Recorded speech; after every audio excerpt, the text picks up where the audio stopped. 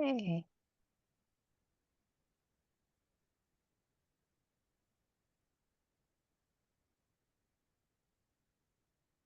Hello, hello, hello.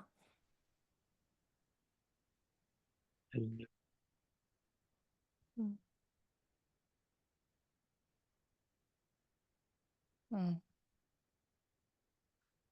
Always so good to see you. Mm.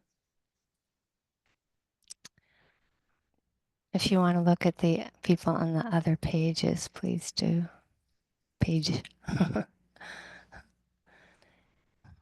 Yay.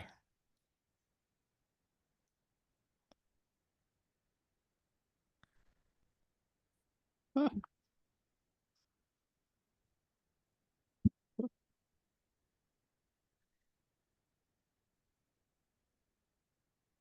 Oh,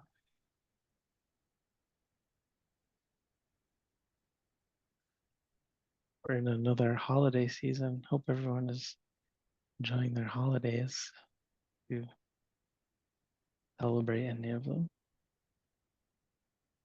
Passover, Happy New Year, Thailand, Palm Sunday, lots of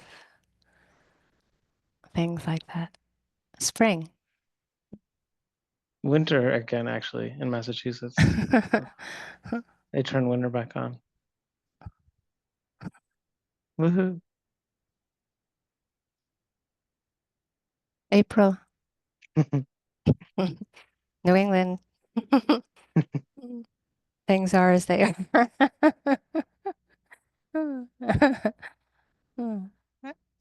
Yeah. Mm.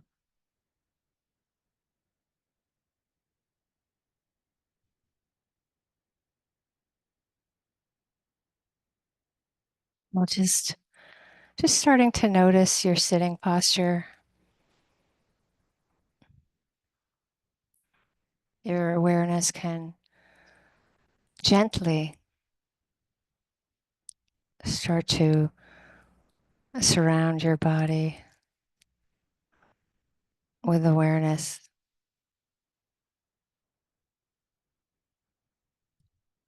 with the intention to understand rather than to judge our experience. So we start already with that intention.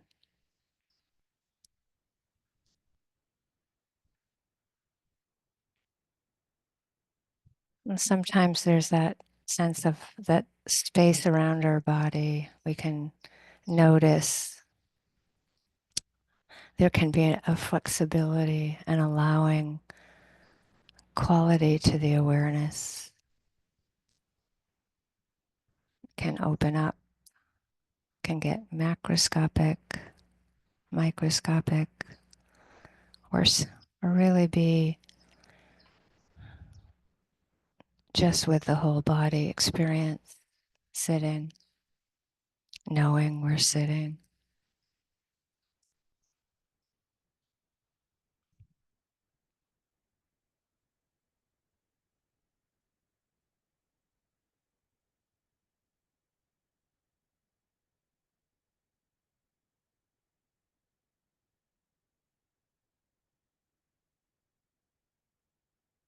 Often it's helpful to know with the instructions, we might be spending more time with each instruction, but it's good to also have enough silence.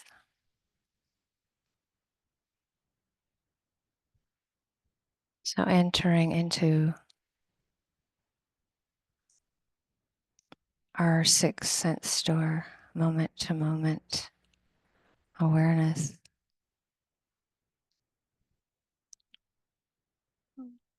First, taking some time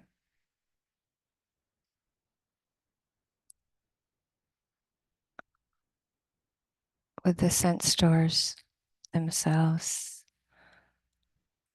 with a little bit more time. So as we're knowing, we're sitting,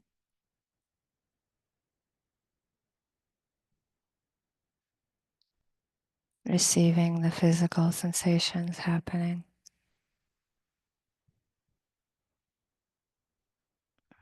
You can shift to knowing we're hearing.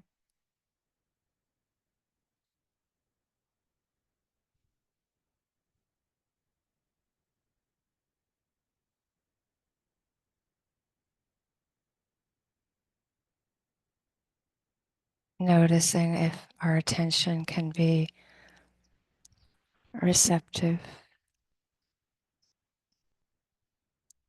and tender with this utter aliveness of sounds coming and going by themselves.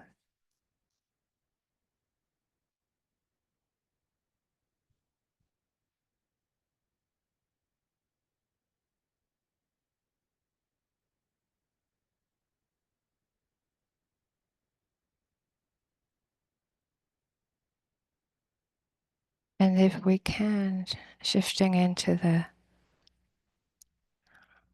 receiving of the vibrations and textures as they're moving, alive, changing.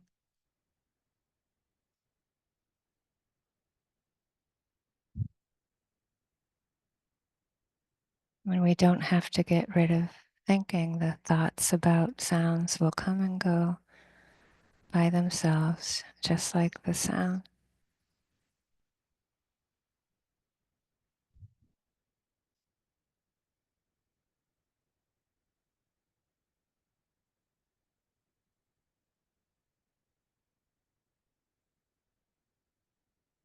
But we can distinguish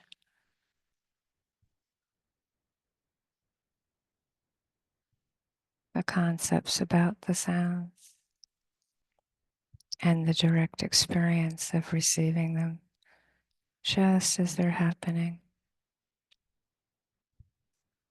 and vanishing.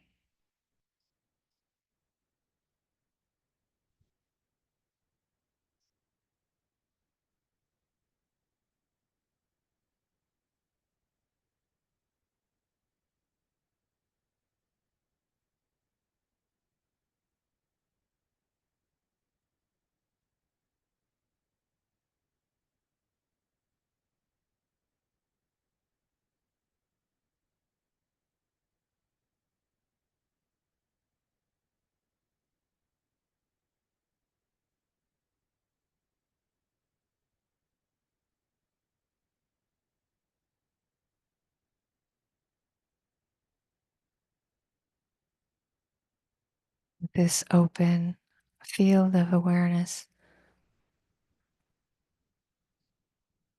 we can understand. We don't have to do anything with the textures and vibrations.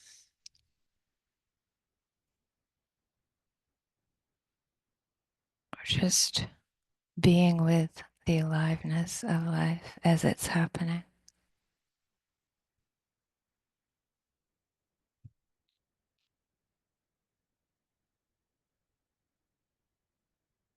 Kindly, with tenderness and care for life itself.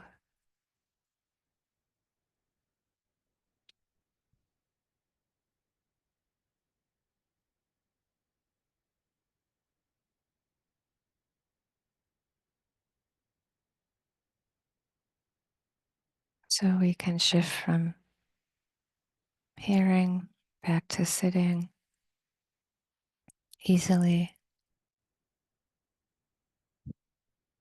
And sometimes it's helpful to ground the awareness with our hands.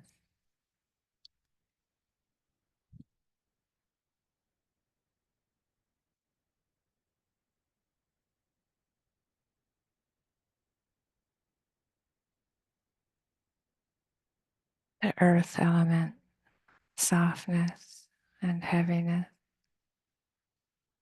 rough and smooth.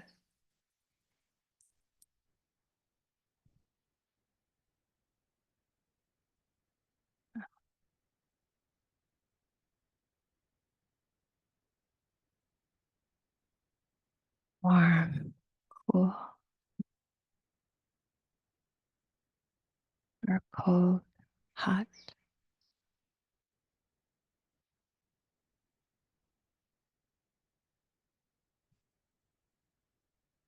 These can be just more words, but also help us connect more deeply with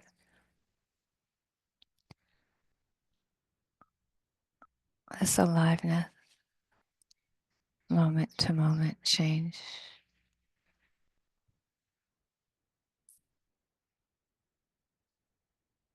Especially if we let go of the visual image at times.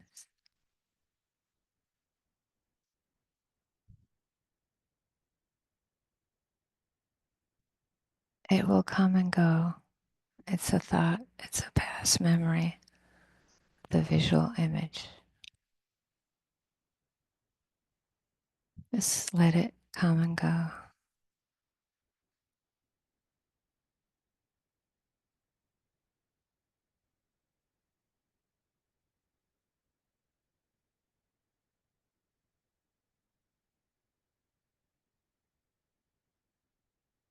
It can get so interesting as we let go of the memory of the image of our body and shift to our breath. Of course, again, it will come and go, but then you just let the attention settle in. Maybe just with a few moments of the rising movement, just as it is, no embellishment.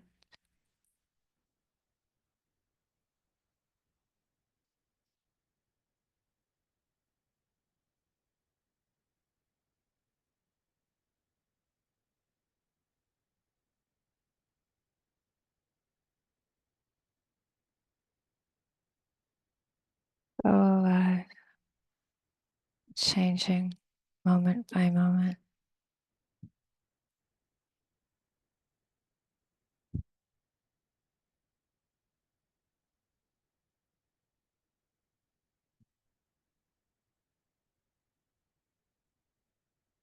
So tender.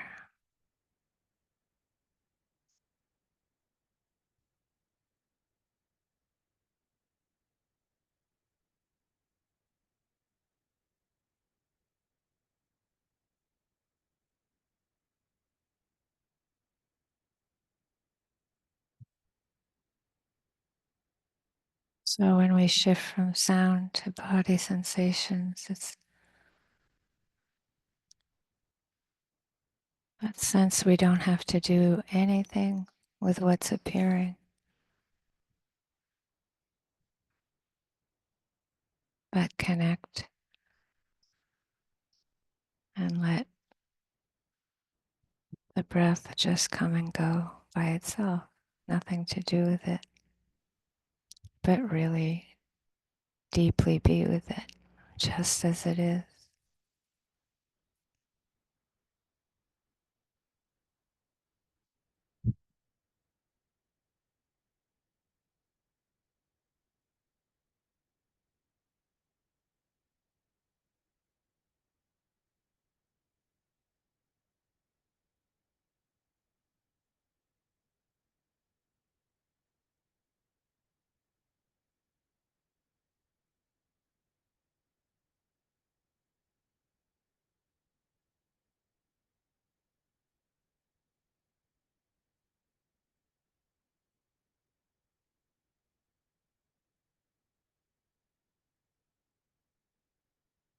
Sometimes we will feel more drawn into just anchoring with sound, hands, or breath. And sometimes we might feel that ability to just jump into the stream of change with the sixth sense door, moment to moment awareness.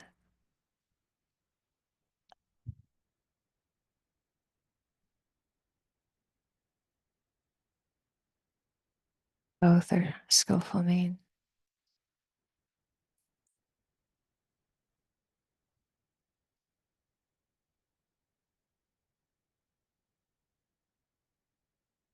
Whatever appears, fear, happiness, sound, that's joy, compassion, metta, anger, body sensations, smell, taste.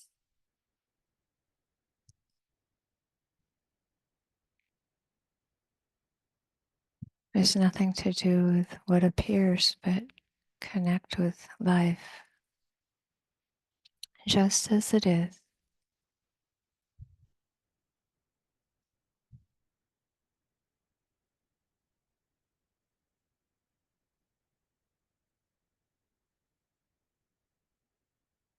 Great tenderness, kindness,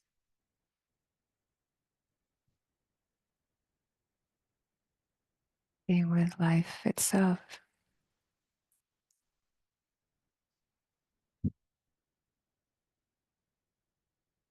Nothing to get rid of.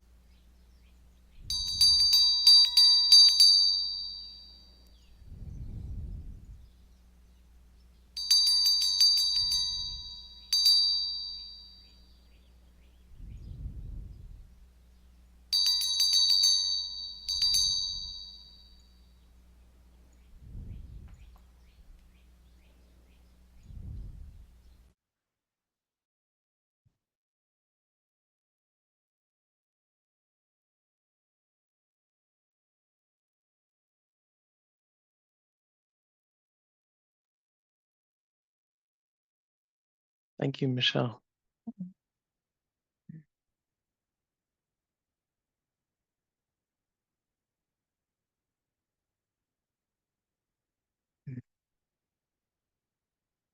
So we have some time again today to take any questions about your practice that you may have, any ways that we can support you in your practice, any questions about the instructions,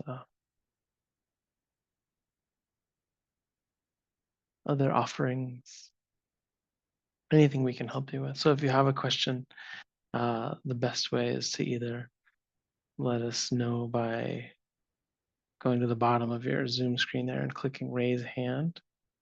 We'll see that you have a question, or you can type into the chat that you have a question. We'll call on you.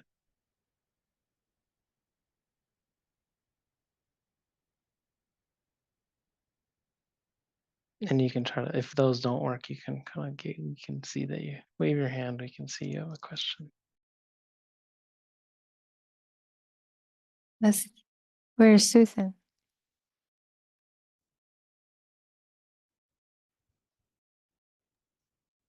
That Was there somebody that was there a Susan with her hand maybe, raised?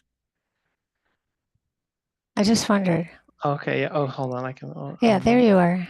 I see you. Did you have a question, Susan? Oh, you did it. Yeah. Okay, that's fine. Yeah. yeah, okay. Riva, Hi, Reba. Dave, can you unmute? I think oh no, yeah, you should be able to. I got it. Very great. And so a few weeks ago, Michelle mentioned that our thoughts and sensations are not personal, which I guess is an important theme. And I'm wondering if either of you can talk more about that.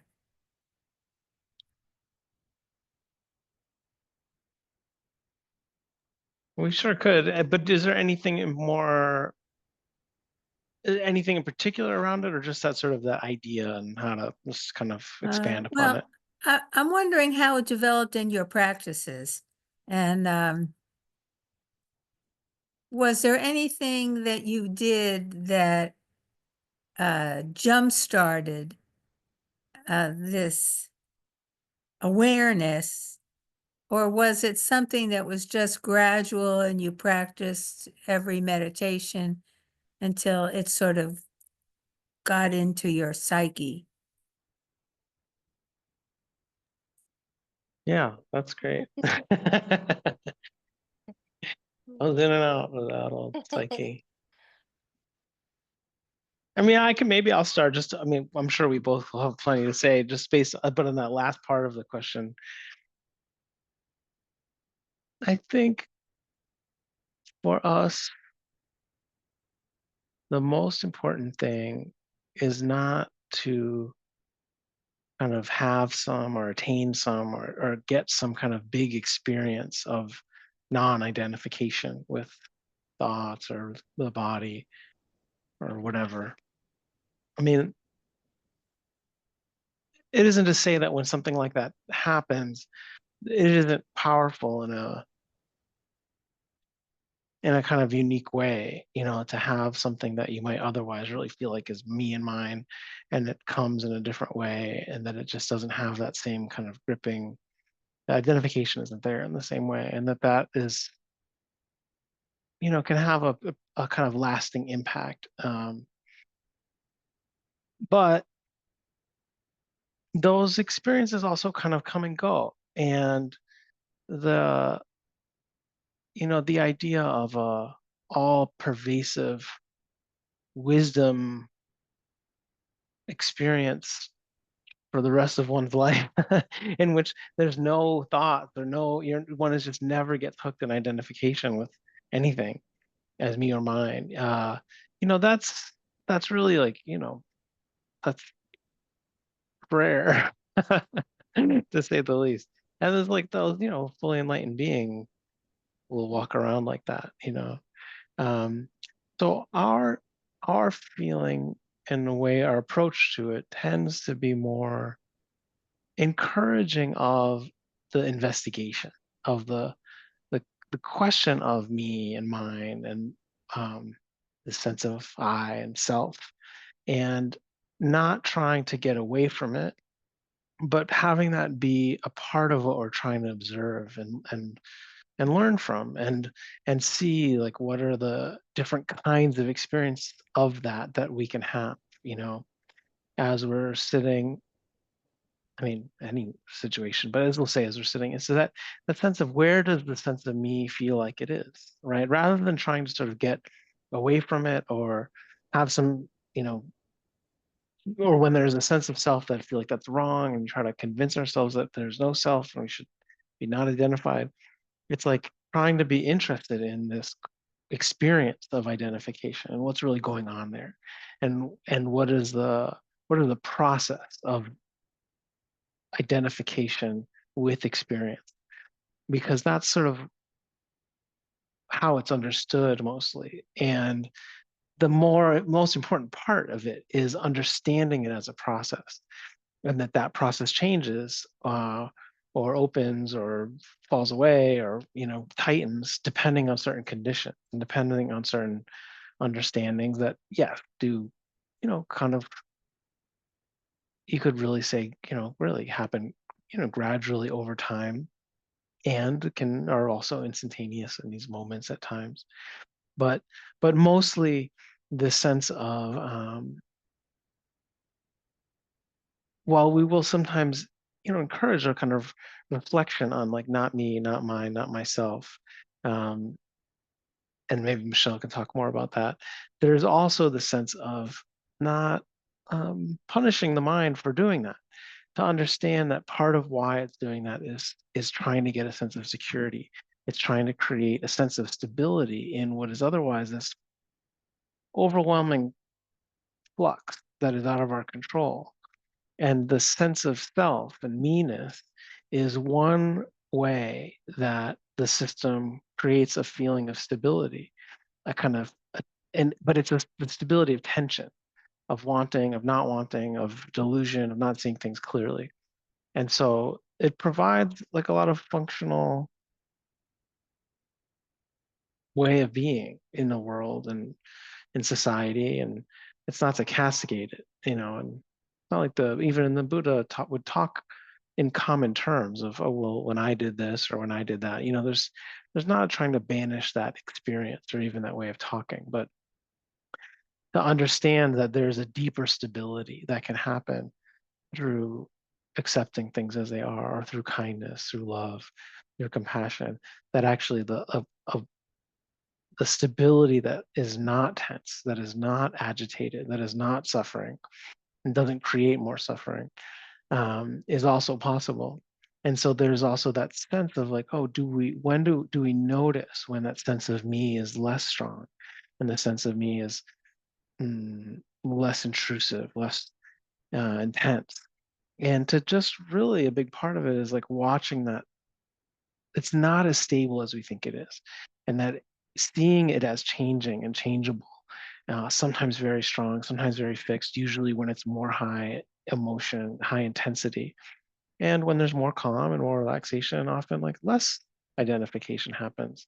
And so there's like learning in that, of what are the causes and conditions that lead towards more or less of it, versus feeling like we're in a kind of constant combat with the self, because that's sort of draining, and doesn't, often only leads to basically a tighter, either a kind of moving of the self into a dimension that's hard to see but is still there, but because it's hard to see, you're not attending to it, or a lot of exhaustion and kind of antagonism of your own system that's really just trying to protect itself, that we don't find very helpful. I don't know, Michele, you want to elaborate? It's a pretty big subject, Reva. I mean, it's like when you bring in one's own, practice on top of the question. I think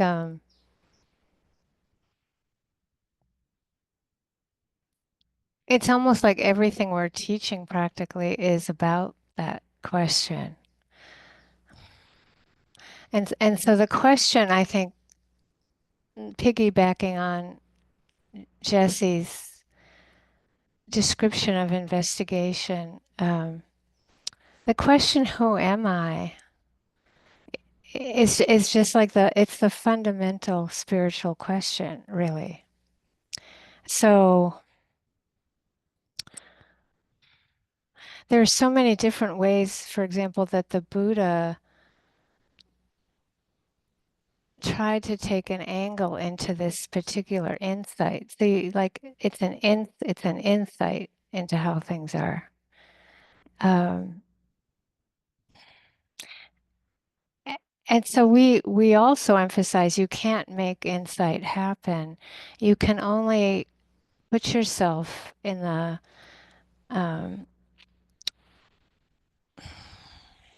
like a greenhouse. Um, Jesse took his mom to a butterfly. What was it? A butterfly what? A butterfly something?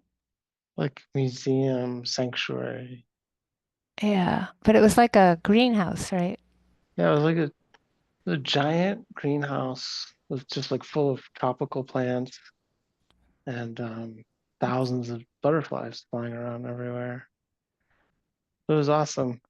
Literally. So, so I think of any time we sit, like the Sunday sitting, it's like putting yourself in an incubator or a greenhouse, right? Or you do your own personal sits, or you go on retreat online with us, or however. Like it's like you're putting yourself in an greenhouse so that you're creating more of a possibility of insight to happen. So, for example, if you're really busy and you're not paying attention at all and you're very identified with everything you're doing, the possibility for insight into what you're asking about is the odds are less for that to appear than if you maybe were going on a walk quietly and being mindful, right? Like that, it's like but that doesn't mean that you can't have that happen even when you're really busy if you have a momentum of practice. So after years and years of practice, usually what will happen is that it will feel literally like there is no identification. And then you have insight. You have like you didn't make that happen. Suddenly it feels like the spaciousness opens up and you understand it. That it's very different. Like when I was really, I remember things were so hard where I grew up. I literally went out in the backyard. Luckily, I grew up on a lake. It's the lake saved my life. But I would just sit there by the lake all day until I could notice my breath. I didn't think about it. I didn't even, I didn't know what I was doing. But I also felt like I would find this like a peace and this ability to go back up into my house again. It would give me the strength to keep going. Um, there was something that would shift. As a 3-year-old, I couldn't tell you what that shift was. Now I can tell you much more about that, but it will feel like lots of spiritual qualities will appear. Like often, if we understand anatta, anicca, dukkha, anatta, the more we understand it, for example, the more courage we usually have.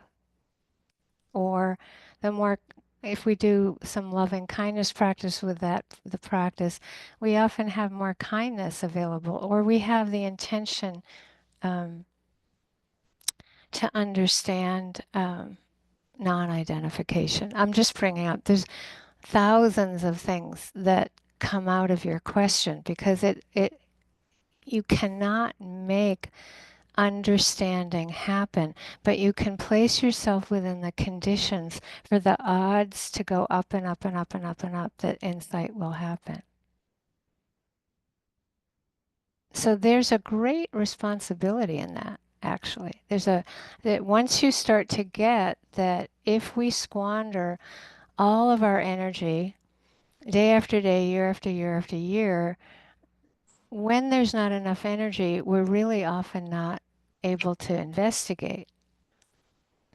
So the Buddha taught that it's investigation that makes for insight. That's why Jesse's emphasizing it. And investigation is when we do the instruction and we say, see if you can notice your hands without the visual image. See if you can experience the sound without the overlay of that's a car, that's right, that's a bird, that's a you're trying to again the thought might come, but then you go back to the sound, and that's making space. Like anything, it's hard to put it into words, but it's making space for non-conceptual awareness. And it's the non-conceptual awareness that will make for insight into anicca, dukkha, anatta. And I think that all of us, when Jesse used the word impact, I think that's really the key is like there'll be impact of like, oh, you might hear you might hear thousands of times, right? Thousands of times that fear isn't mine, or like the breath isn't mine, or thoughts aren't mine. But there'll be suddenly there'll be this opening up, and we understand it. Like it's like, oh, it's so obvious that it isn't ours, right? And it has such impact for us. And as Jesse says, that it's sometimes you can see those as glimpses. Um,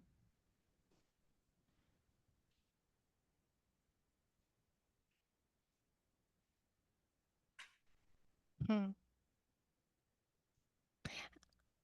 I must say, when Mahasi Sayadaw came to IMS when I was a cook there, and I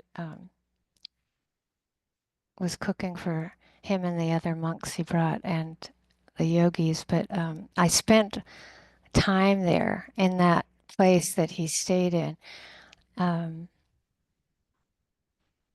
it felt like just being around Mahasi, because that teaching is so important to him, that whatever appears, you say, this is not me, this is not I, this is not mine. Whatever appears, a thought, a sound, a smell, a taste, a touch, a body sensation, this is not me, this is not mine, this is not I. And the transmission of the vibe of Mahasi, the energy field that he was in, was so empty. It was so palpable. So you might say it's so invisible. The Dhamma is so invisible, but it was so palpable that when I would walk in, I used to get up at 2 in the morning to go cook. That's how busy I was.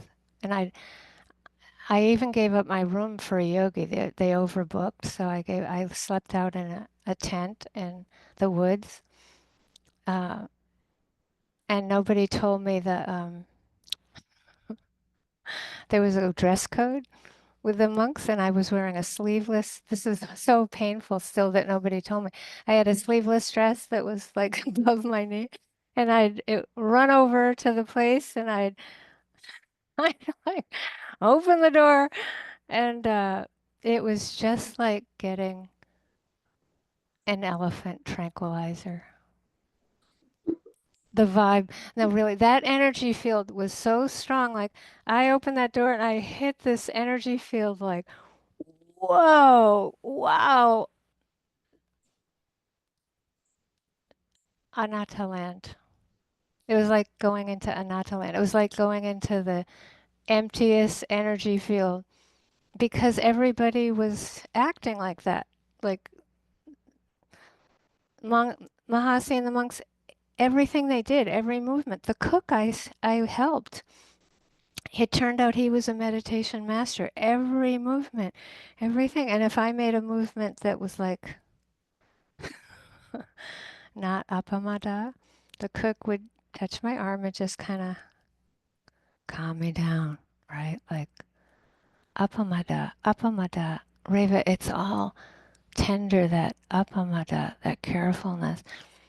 And then sometimes it's just clear, and sometimes it isn't.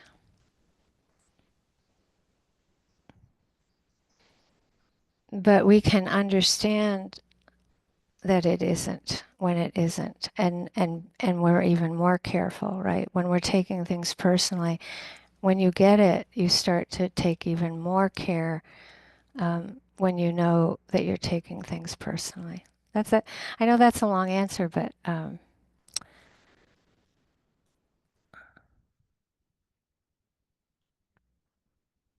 it's really, really an important question.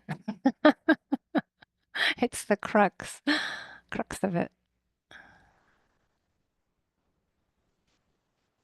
Jesse, you might have some loose ends to tie up.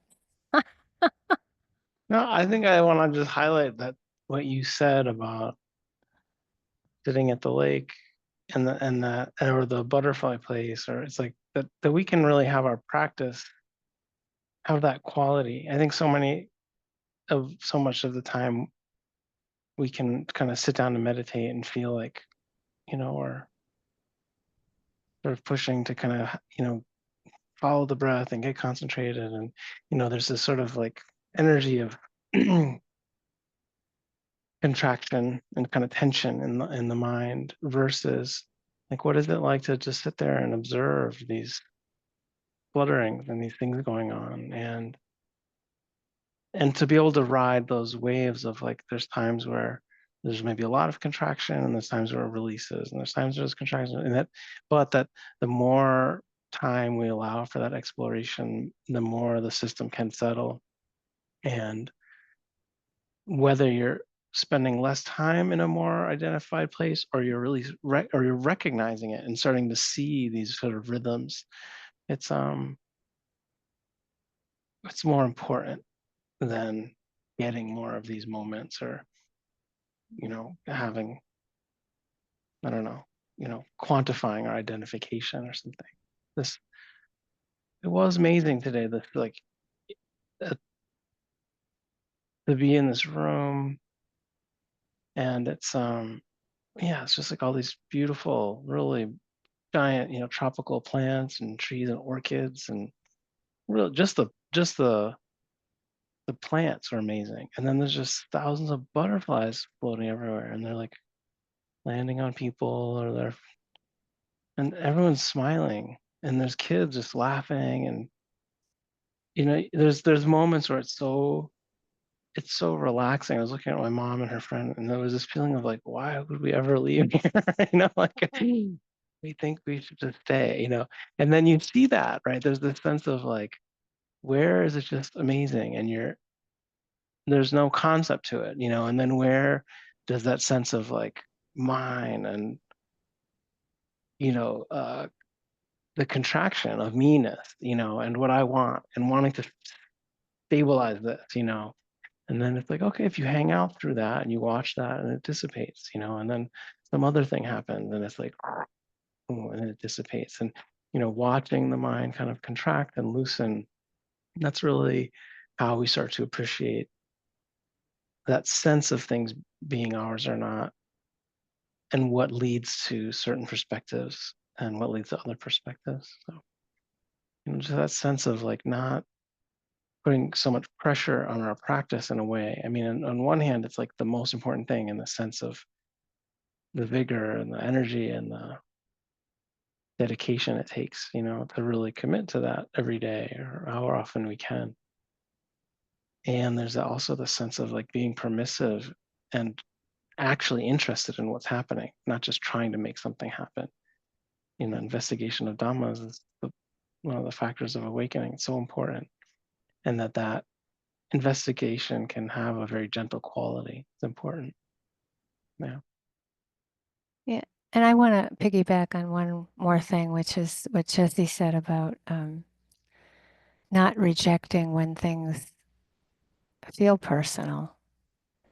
So, like, for example, the experience of anger is often feel very personal and it can feel very intense. So if we're trying to on top of that, it's so painful to be that angry. If we're trying to say this is not me, this is not I, this is sometimes that's not the best route into it, right? Like we have to be able to accept that things are as they are. So aversion will often, when it appears, have the nature of feeling very personal, right? Or fear or happiness can feel happiness can feel like mine, or and so it's really not, like Jesse's saying, being really careful of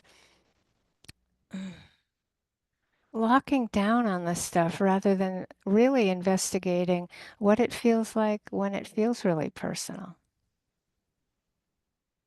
That's really okay. It's totally okay and really important to experience it. You're not trying to get rid of that. You're not trying to get rid of the experience of something feeling personal. You're trying to understand it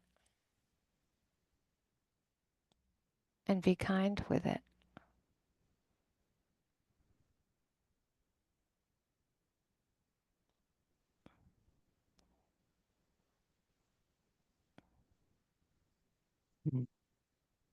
Thanks, Riva. Kate, I think, was next. Hi. Hi, Kate. Um, I think, yeah, it's feeling a lot like a personal and um self-hatred and unworthiness comes. And I'm doing a lot more Brahmaviharas, metta and karuna, especially, and I'm catching those moments like I can't like, oh, it's uh, my understanding is like, oh, I can just like wish well in the most um easy sense, whether it's gonna happen or not. I can't do that sometimes anymore, and that has been really good measure of, oh wow, like I really feel very things are feeling very personal. Um and there's also understanding that, oh, I mean, yeah, like the self-hatred, self-harming is like very much of a anchor for me. And more so than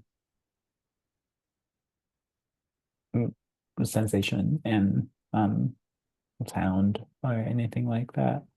Um, he, yeah, and I'm also noticing when I'm at the point that, oh my God, I can't wish myself well or out of this heartbreak, like even just a little bit, it it's it's almost like too late. And and the but I'm noticing that already, and like everything seems too late to handle, and I can't even like take myself outside literally, or like do something that I know from the practice that um that's so simple and basic and so kind. Like I can't even do that. Um yeah, and there's part of me that like deeply understand why like the pattern might be there, like why it's so entangled, and um the response to life for me is like, oh, unworthiness and self-hatred. It's very understandable, and that's so sweet. And at the same time, it's like I'm going at it for many years now, like around same thing. And it's like, oh, I understand more and with a lot of grace and oh, like more, it's becoming like, oh, that's so hard. Like that's like way more and like tangled than I ever imagined or something. It's appearing like that past month or so. Yeah. Um, Do you ever have the sense, and I'm not saying it's true, but do you ever have the sense of that it's more and it's more intense because you're more capable of seeing it clearly. You know what I'm saying? Like that it's mm, that you're actually your capacity to feel it is grown, and so that there's something more intense that's like revealing itself. I think so. Yes. Yeah. Yeah, for sure.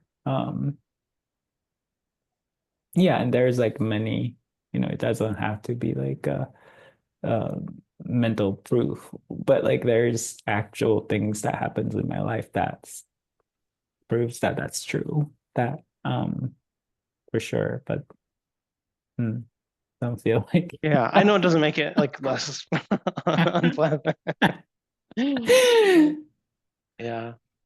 No, I mean, I think that aspect of it that can feel disheartening because you want it, of course, you want it sort of going in one direction, and then when it starts to feel like it goes in the other direction, like more intense, or and of course, that sense of being worn down by the patterns and by the cycles, of some of these things, I think is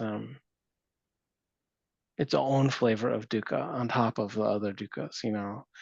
Um, and I do think that there's still a value in wherever we can, like sometimes it is finding new ways to sort of pop that bubble, or get at, right, of like, maybe this is the way that it's not true, or maybe this is the way that it's not true, because because it's like, on some level, but basically that you can't trust it. You cannot trust that perspective. And yet it's resurgent, it's compelling, it's, because you've been through it enough times, or versions of it enough times that are, and made it through, and not come out of the woods of that they're you might not have that connection right now, but over, of course, knowing you, it's like, yeah, you have those experiences of like, right, the confidence that you make it through these cycles. um and I know that even on you might not believe those thoughts either, but that there is something there that's a reminder of like, you understand. And yet that understanding doesn't make it less painful, when you're having to go through it. But so of the many angles, there is that sense of like, what is the new way, different new ways of just sort of like pecking at it. And it might not work, right? Like that notion that like, oh, okay, maybe the reason this is more intense is because I'm more capable of I'm getting deeper into it. I can see, you can do more of the kind of heroic work, and that is more taxing and more scary and more exhausting. Um, that notion should be, one of probably many other notions that arise around like, okay, well, or maybe it's this, or maybe it's that. And that often, there's not going to be sort of one defensive mechanism that will be like the metta, for example, or the compassion, or maybe sort of seeing what are the different, expanding your Brahma Vihara palette. Um, but that sense of, also that it's not usually just one that's going to just override and win, right? But it's like, okay, a little bit of this, a little bit of that, a little bit of this, a little here, a little there, a little like with this type of thing, you know, ultimately that ends up being how we often make it through these spaces, um, and always just like what are your support networks? I mean, I feel like we have such a value on like our own practice, right, and our independent and our responsibility as individuals. And it's like we also, the whole of the spiritual life is spiritual friendship, right? That notion of where do we have spiritual friends, psychological friends, just friend, people who can kind of like do whatever, right? The listening, the goofing around, whatever the thing that they're supposed to do, and then knowing that sometimes, of course, these things can be inspired by breakdown in relationships or breakdowns in friendships, and sometimes that when that piece of doubt is there, that it can cascade or whatever. But it's like another piece of it of like what friends, what relationships, what resources, do you have, and where do those get expanded? Where do you at times reach out to? I mean, this is so right now, as like, my mom is going through her process of,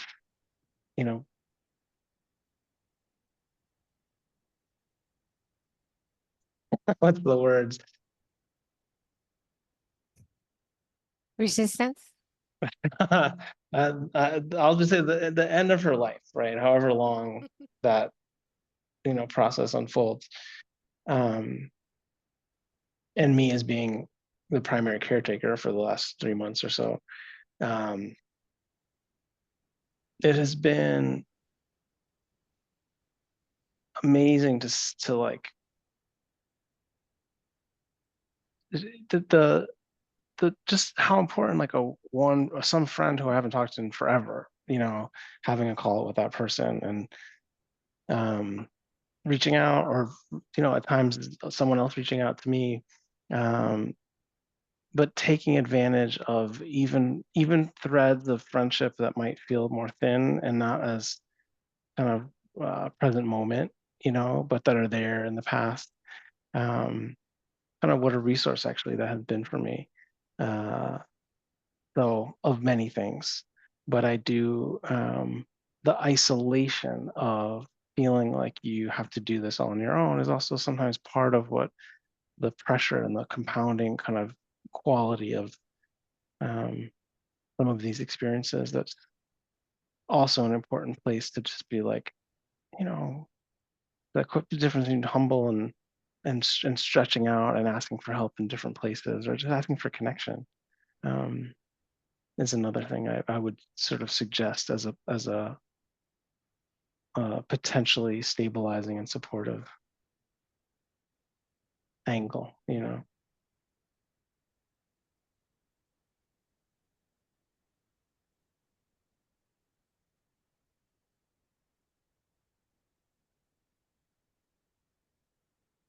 Michelle, do you have any thoughts? Mm. Would you say you're feeling triggered, Kate? Not right now, time to Yeah, time. but at Yeah, time. yeah. I think there. Is it, go ahead, because I'm wondering, is it harder to feel the metta when you're triggered? Right, right. And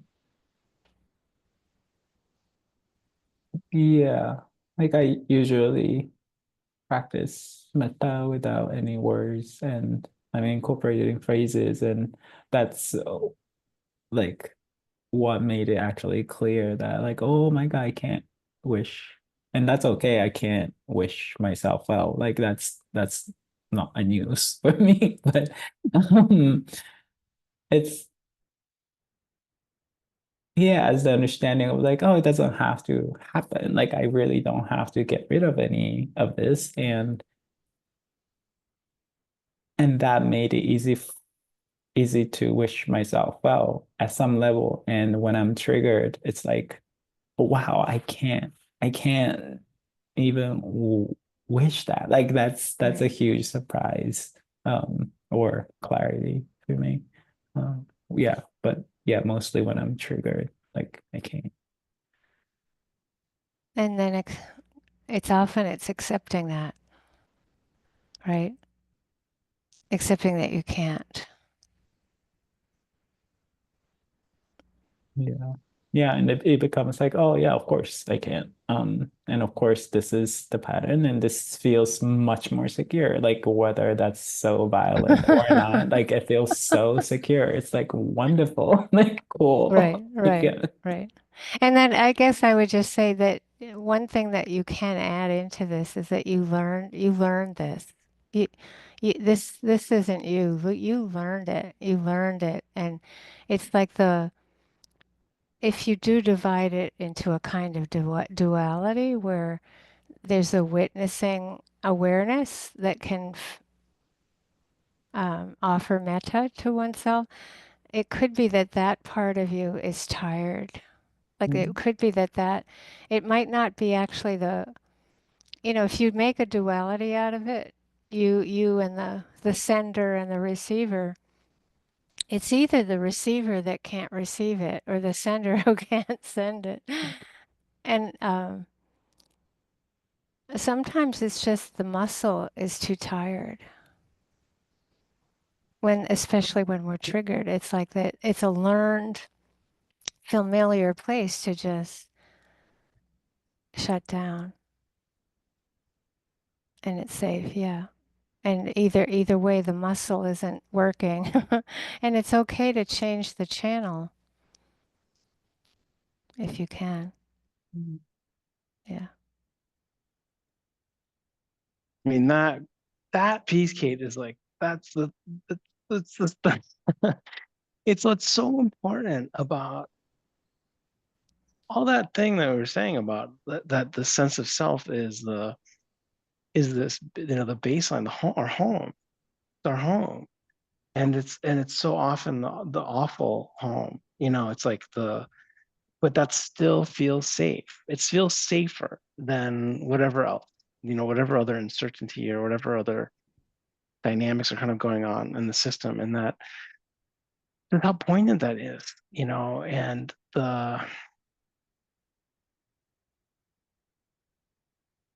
but like you're saying, there's the understanding of it, and I think that's sort of part of which is what Michelle is saying too. It's like the actual feeling of it as okay, where your system wouldn't be doing this, the self-hatred, if it wasn't providing something stable, right? Stabilizing in its way, in its strange way. And that's what you're saying, right? That you get that this feels like home. It feels like safe. It feels comfortable. It's so familiar, right? This perspective and the apparent truth of this perspective. And that you can separate those things to some degree. It's like you can appreciate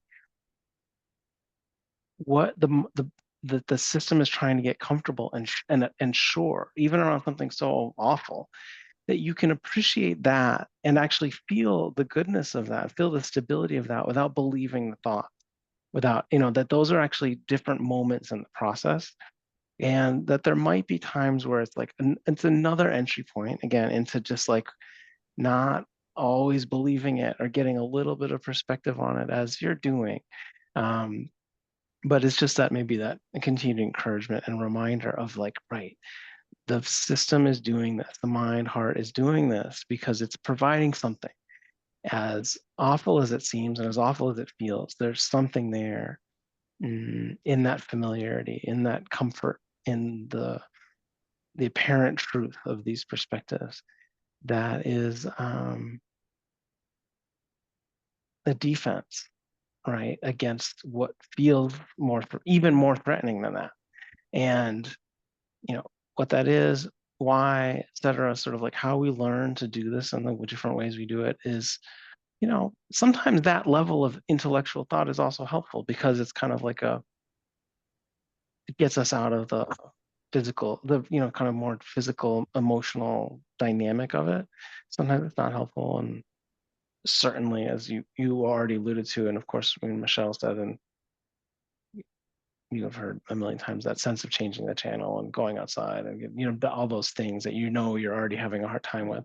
But of course, wherever we can do those things, that's also just really important, because the tiredness is something to be very careful about, like the Michelle's talking about, where it's like the exhaustion we get from trying to show up for this and trying to attend to it and trying to do all our tools and all our things, it takes energy a lot of the time, and that itself can sort of, the low energy, the weariness can make us more susceptible to them, so you have to be careful for sure.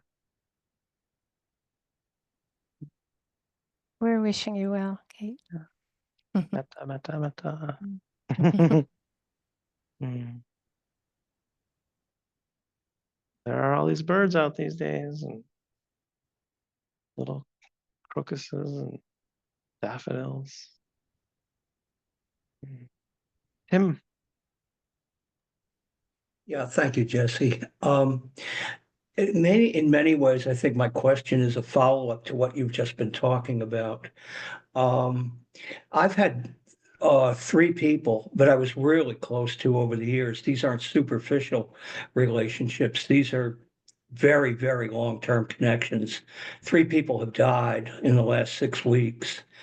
And I've been processing that in different ways. But it's funny, something happened tonight, which somehow seems significant. My landlord, who lives downstairs from me, is a fourth person who died. He died at the end of last July, and his wife has been very tenuous. She's grieving. She has Parkinson's. She gets, whatever, confused. And so, I mean, I've been a support for her. And she'll periodically, if she gets too frightened, she goes into the hospital. She just calls 911. And I'm saying this because she called me tonight. We met at, I guess, at 8 o'clock East Coast time. And Lynn called around 7:30 and wanted to talk. And we did talk. And it was clear that she wanted me to come downstairs. She's not in crisis as such, but she was feeling anxious. She wanted me to ground her. And I, meanwhile, very much wanted to come to this. And I kind of made the decision. I did talk to her and, try this, try that. I'll definitely see you tomorrow. All those things. But, I have something I'm going to do tonight. I have a Zoom group at 8, and I think I'm going to go to that. And I'm just going to have to, I have to trust that she's okay. She's not going to call an ambulance. She has people staying with her around the clock. So I'm not the only caretaker. But somehow I feel like I made the right decision rather than I intended to come to the sitting tonight. But, oh my God, oh my God. And, and I'm kind of dropping that actually. But it's been funny because for me, there's a sort of social dimension to all of this.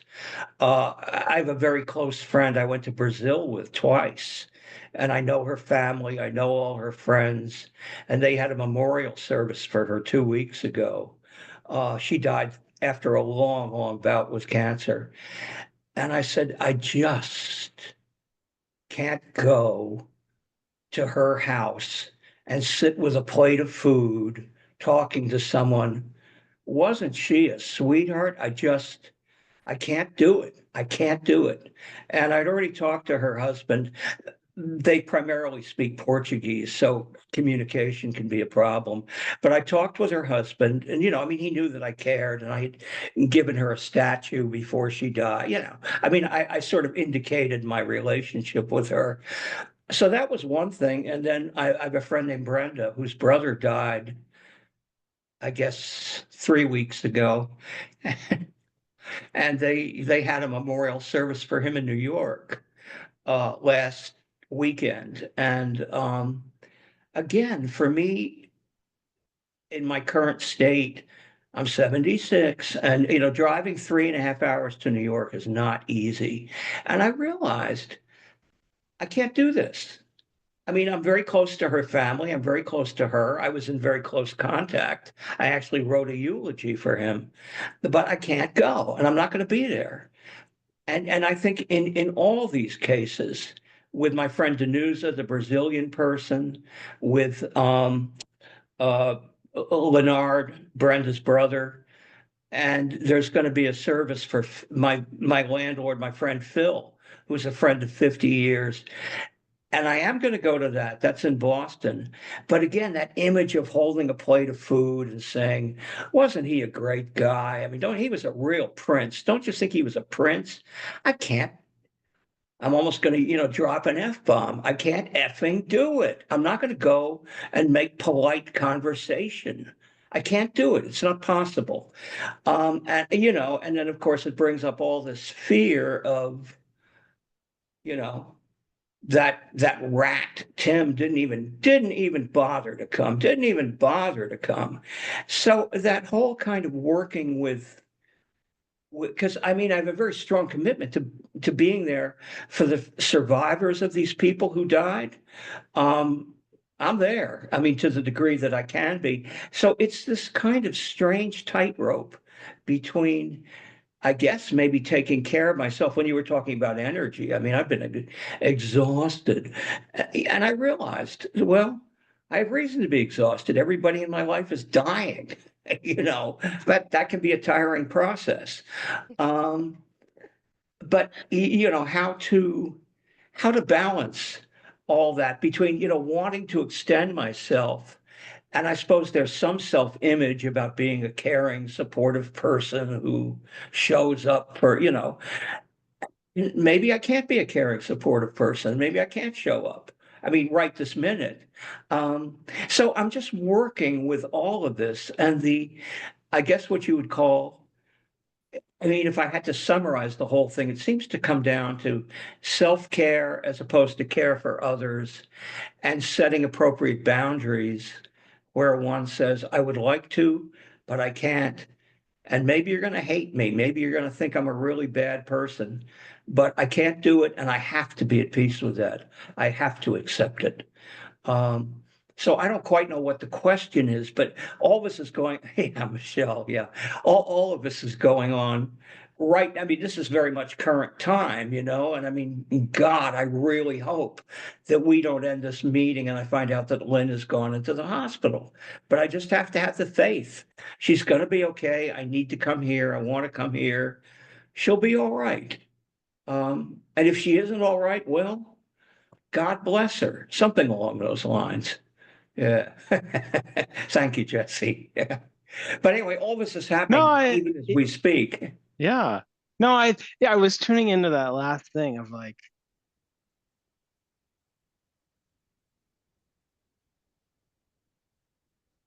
the the difference between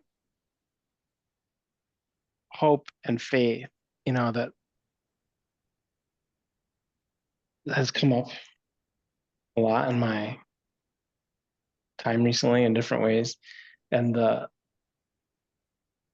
that sense of like they're different. They're not the same thing. So it's not just Hope that and you faith, hope. yeah. Yeah, it's Yeah. not like I don't have. You could say it's like, well, it's like, well, there's the version of like you just have to trust that she'll be okay, that nothing's gonna happen. And it's like, well, something actually could happen. And you understood that, right? Like you could have corrected yourself in a way of like, well, if something does happen, it's like that's the faith is that like people can show up for their own lives. People can show up for themselves. Thank And you, because yeah, I think for me, the faith is, and if something happens, ... it's not my fault. And in yeah, the past, I would have said, I let her down. I mean, hey, I right. selfishly came to this meeting when I should have. And Mhm. clearly that's crazy. I mean, clearly, because you could do that with everybody in your life. I should. So Yeah. I I'm mean, listening. it's not to say that, yeah, I mean, but it's all very, just like what we've been saying, and it's so subtle. There's no perfect way of being around this. Yeah, yeah, It's yeah. like you do care about people and you want to be there for them, and there's appropriate times to stretch, right? There are times where it's like, okay, I'm gonna miss the thing I care about because this feels for whatever analysis or just intuition, this feels more important in the moment. And then if you find yourself doing that here and doing that there and doing this here, and then suddenly you're never doing the thing that you want to, and every Sunday night you're helping someone else or another wake or that plate of food or whatever, right? Like, there's that sense of like, oh, you're betraying yourself in it. And so I think that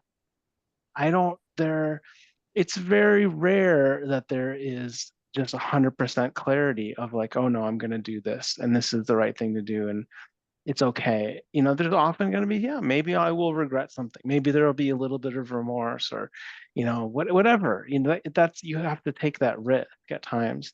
But I feel like your relationships matter to you. And then what does that mean in these different contexts? And I think that, it's like, what did Jesus say about let the dead bury the dead? He's like, he had some follower who was going to come.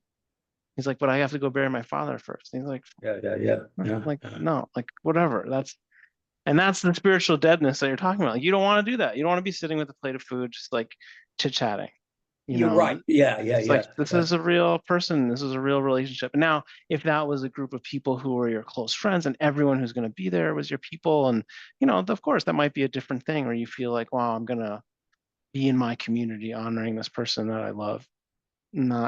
Doesn't seem to be what you're describing in all of this is more superficial. Yeah, exactly. So I think it's it's so, for someone who cares and who has investment in relationships and does care about the well-being of others, that willingness to still protect yourself, right? To still say, you know what, I actually need this thing. I need this thing once a week. This is part of my putting on my oxygen mask before I help the person next to me or whatever.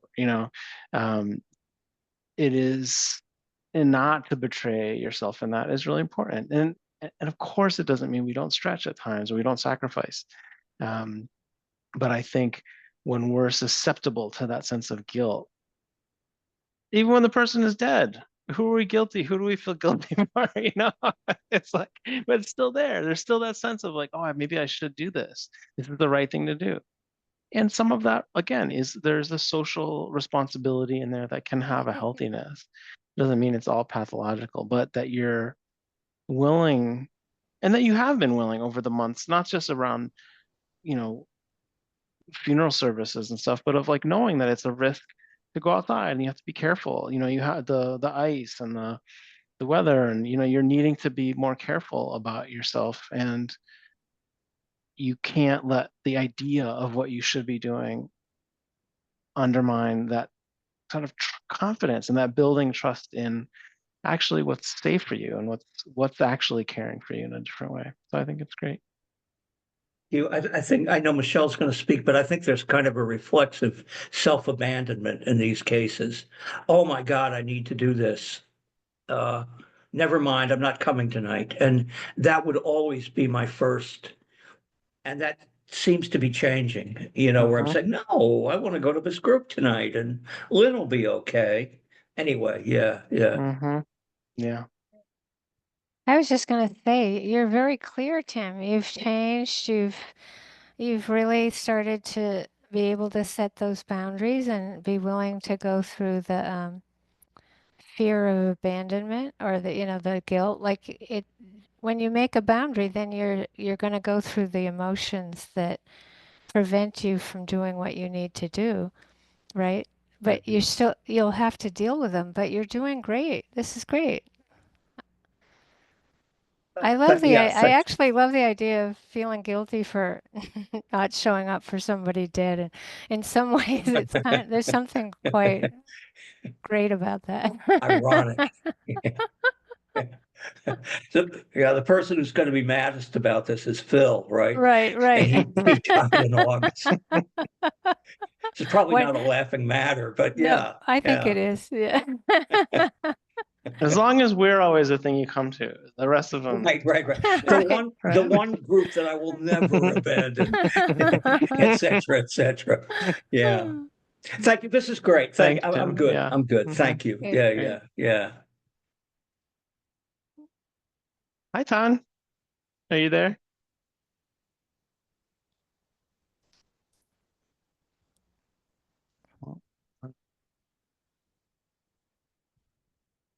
See, Tan, are you there? I saw he and Sooner in the car. I wonder if they. There were two. Okay, can you Oh, hear me hi. now? Yeah. Yes, Yeah. yes, Can you hear me now? Yes. yes, we Okay. can. Yeah, sorry, I couldn't find a way to turn on my microphone, so now it's on. So what I'm trying to do is to let everyone know, in case you don't, that Graham White is in Honolulu. He's teaching a weekend retreat at Palolo Zen Center, ending around now. Yeah, about ending. And tomorrow night he will be at Bodhi Tree in our weekly Monday night Vipassana at Bodhi Tree. So Graham will be there. And also to let you know that Bodhi Tree is still interested in hosting Vipassana Hawaii weekly Vipassana session. We have donated a big screen that can be connected to the computer, and people can join the Zoom like we're doing now, but also can sit in person if they're interested. So that is still open for being offered by Bodhi Tree. Yeah, So that's so. You know, Tan, because we sent out an email to everybody in Hawaii about Graham's like the range of you programs, probably, if you but we send, don't then have it you on our website. So do you know, is there like a place where all of that people could go to and see all of where he's teaching in Honolulu? you talk about Graham or Yeah, going back to Graham's programs. I mean, I guess Graham. at the boat. I have to find the email. Yeah, It's because being I sent it. Yeah, organized I mean, we by basically put it on the. what's the I mean, name? Bodhi Tree. I guess if it's tomorrow night, you can look at the for folks in Honolulu. Yeah, but What? Bodhi Tree is hosting this coming this coming I mean tomorrow night, and also this coming Saturday on Queen's Day. Oh, okay. And then also Bodhi Tree is interested in hosting Sunday Vipassana Hawaii sitting. Right, which we talked to Trin about, and we seem to be on. We seem to give the go ahead on that. We were a little concerned. So for folks who don't know the backstory, basically there's a place called the Bodhi Tree Dharma Center in Honolulu, which is like this wonderful place. And they, I guess mostly Tan, you were the one who kind of thought of this idea of It's on having, Judd Street, yeah, on Judd Street. Near Chinatown and off of Lily High Street. Yeah. Right. And so that they have a physical space. And so that if there were people who wanted to come join the Sunday sitting online, but actually be together physically, you could do both. So they have a TV and a Zoom link and a camera set up. So we definitely gave the go ahead for that. But I think anyway, at some point we'll figure out how to do that. I guess, Tan, you might have to be the person that's I actually. think we just need to announce on Vipassana Hawaii. Yeah, So we people is will. That's aware a good of it. idea. Yeah, that's a good idea. Yeah, we'll do that. And that to know Graham White, for folks who don't know him, he was a founding teacher of Vipassana Hawaii and he's from Australia, lives in Australia. He's visiting. He'll usually come to Hawaii every year, more or less. And he's doing a kind of series of teaching events in Honolulu at some of these different places that Tan mentioned. So it looks like the Bodhi Tree. If you Google that, you can find on there. It'll be on their schedule. And it's a good reminder also that here in the chat, I'll put in.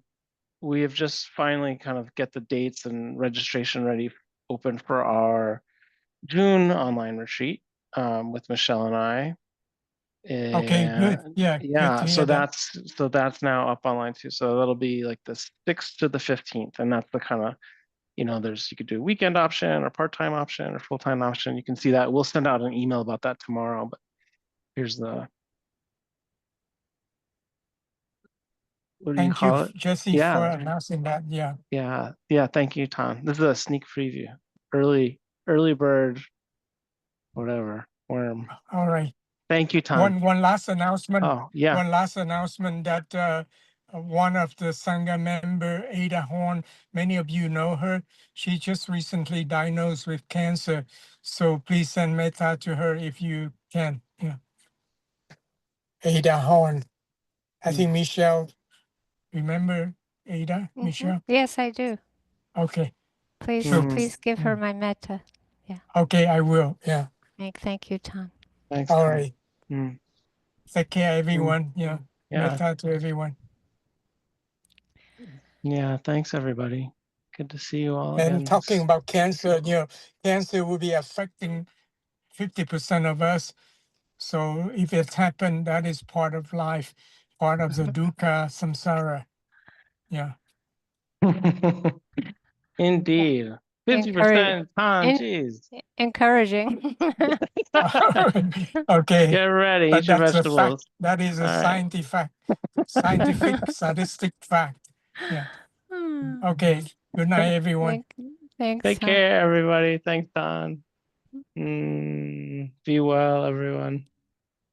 See you Yes. next week. We hope you're holding up through everything. Staying afloat. Okay. Bye. Bye.